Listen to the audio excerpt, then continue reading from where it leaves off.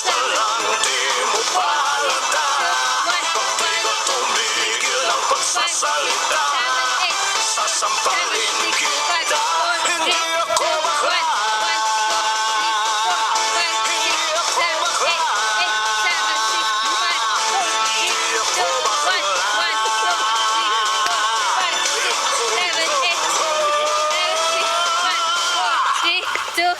Di ko sadyang tumataw sa iyong fingers ko. Bakla na ba porket makimot ang kwet ko? Di ko dinahin